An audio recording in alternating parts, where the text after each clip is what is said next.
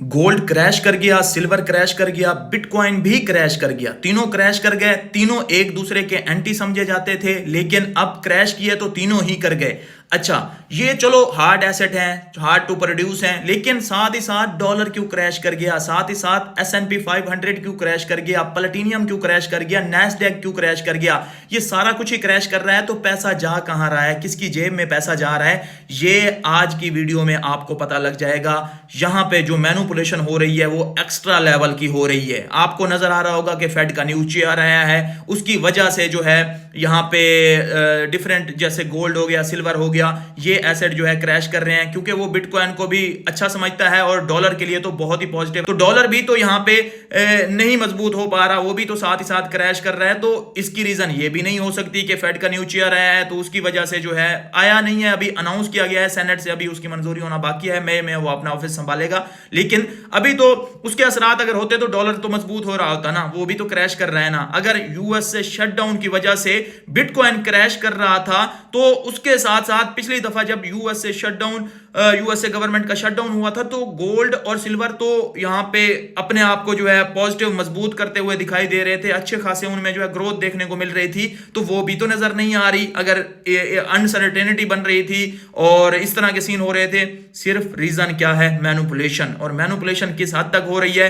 वो चाहे फॉरेक्स में चले जाएं, जिस तरह से शॉर्ट के ऑर्डर ब्रोकर्स ने नहीं लगाने दिए। पिछली जो क्रैश आया गोल्ड का, जो $500 का एक ही दिन में क्रैश आया था, हिस्टोरिक डे माना जा रहा है, ब्लैक डे माना जा रहा है फॉरेक्स का।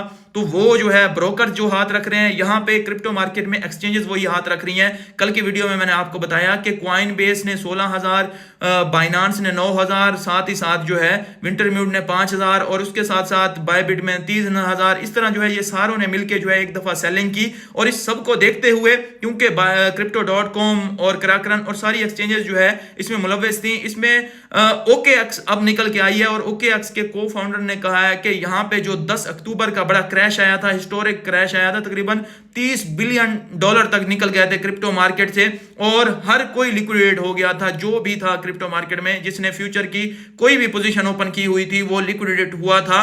तो वो उस क्रैश में जो है मुलव्वस था सीजी और बाइनांस। क्योंकि उसने इस तरह के जो है कुछ कैंपेन स्टार्ट की हुई थी, जिसकी वजह से ये क्रैश जो है अमल में आया। और अब जो है जब ये ट्वीट किया गया है और सीजी को एक्सपोज करने की या बाइनांस को एक्सपोज करने की कोशिश की गई है, क्योंकि सीजी और बाइनांस जो अभी क्रिप्टो मार्केट में डिक्टेटर बने हुए हैं, तो इस चीज को जो है सोलाना के को फाउंडर ने भी रीट्वीट किया है और सीजी ने उसको अनफॉलो कर दिया है। जैसे ही उसने जो है OKX के को फाउंडर का ट्वीट रीट्वीट किया तो ये लड़ाई अब कहां तक जाती है, सीजी उसका क्या जवाब देता है। सीजी तो अभी गोल्ड और सिल्वर के क्रैश पे हंस रहा है कि इसका जो जिम्मेदार है वो भी आप मुझे कह रहे हैं, आप बिटकॉइन के क्रैश का जिम्मेदार तो मुझे कहें लेकिन उसका ना कहें। अगर मैंने आपको कल ही वीडियो में बताया था कि जो रियल फेसेस है ना क्रिप्टो के, वो कहीं ना किसी हद तक मैनिपुलेशन कर ही जाते हैं, चाहे जितने भी अपने आप को जो है प्रो क्रिप्टो या अच्छे समझते रहे, वो बीच ना बीच में से क्रिप्टो में से अच्छा खासा पैसा निकाल लेते हैं।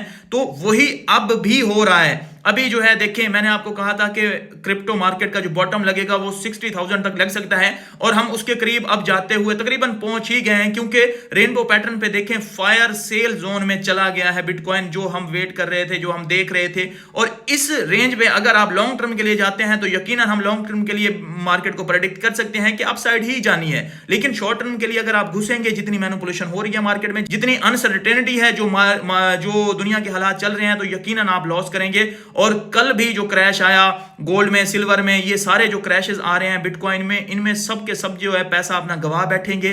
और तब जब मार्केट से पैसा निकालने का टाइम होगा, मार्केट पॉजिटिव जा रही होगी, तब लोगों के पास पैसा नहीं होगा। तब जो है वो क्या करेंगे, पहले देखते रहेंगे मार्केट को, जब मार्केट टॉप पे चली जाएगी फिर लोगों से उधार पकड़ेंगे, घर बेचेंगे और एग्जैक्ट लिक्विडिटी बन जाएंगे, टॉप पे जाके खरीदेंगे, फिर जो है वो उसी चीज में स्टक होकर रह जाएंगे। अब समझने की बात यह है सिर्फ कि आपको गोल्ड को, बिटकॉइन को या इन एसेट्स को गालियां देने की जरूरत नहीं है। आप उस चीज को समझिए कि लोग यहां पे मैनिपुलेशन कर रहे हैं, तो जो लोग मैनिपुलेशन कर रहे हैं उनके खिलाफ आवाज उठाइए, उनको एक्सपोज कीजिए। क्यों सीजी से सारे डरते हैं, क्यों उसके खिलाफ आवाज नहीं उठाते? अगर वो मैनिपुलेशन कर रहा है तो उसके खिलाफ आवाज उठानी चाहिए कि वो जो है अपने आप को इतना प्रो क्रिप्टो कहते हुए भी इस तरह के जो है काम कर जाता है, बीच बीच में जो है सीन लगा जाता है। अब आपको समझने की जरूरत क्या है कि ये एसेट्स बुरे नहीं है, इनको चलाने वाले लोग बुरे हैं। इसकी एग्जांपल मैं आपको इस चीज से देता हूं कि गोल्ड की जो स्टॉक टू फ्लो रेशियो है वो तकरीबन 60 साल की है। मतलब जितनी सप्लाई अभी मार्केट में है गोल्ड की, वो 60 साल बाद इतनी मजीद सप्लाई आएगी। तो पीछे से सप्लाई तो 60 साल बाद इतनी डबल होगी।